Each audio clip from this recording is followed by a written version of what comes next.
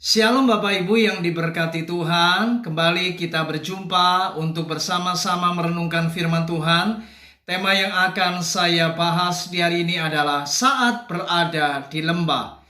Mazmur pasal 84 ayat yang ke-7 dikatakan, apabila melintasi lembah Baka, mereka membuatnya menjadi tempat yang bermata air, bahkan hujan pada awal musim menyelubunginya dengan berkat. Saudara, seorang pengkhotbah terkenal bernama Franz Hafner menyatakan bahwa di dalam kehidupan orang percaya ada minimal 3 pengalaman yang terjadi secara Kristiani. Yang pertama adalah pengalaman berada di puncak gunung. Yang kedua, pengalaman di tanah datar.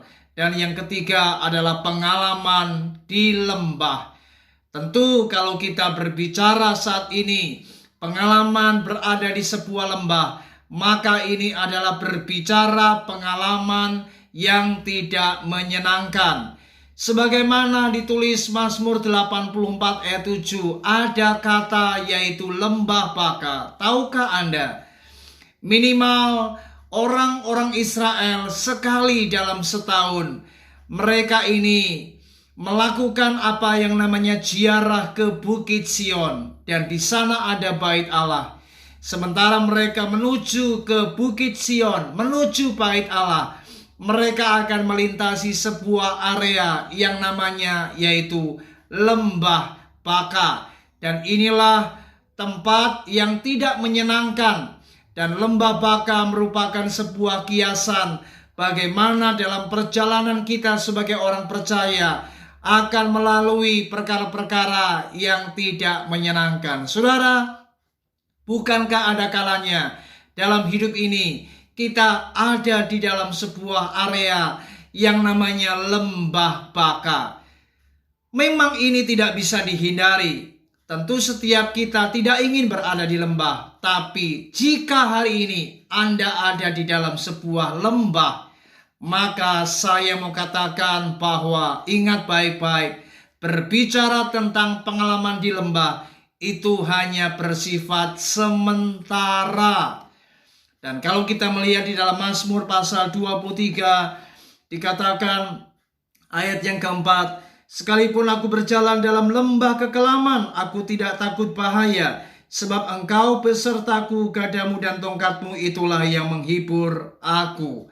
Ada di sana ditulis lembah kekelaman atau disebut the shadow of death, yaitu lembah bayang-bayang maut.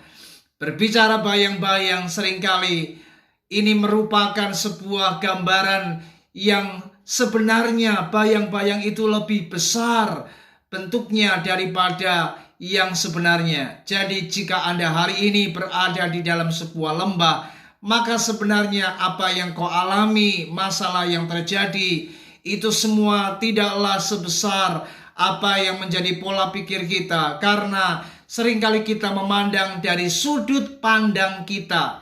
Tapi jikalau kita melihat dari sudut pandang Allah, maka semuanya sebenarnya bagi Allah itu tidaklah besar.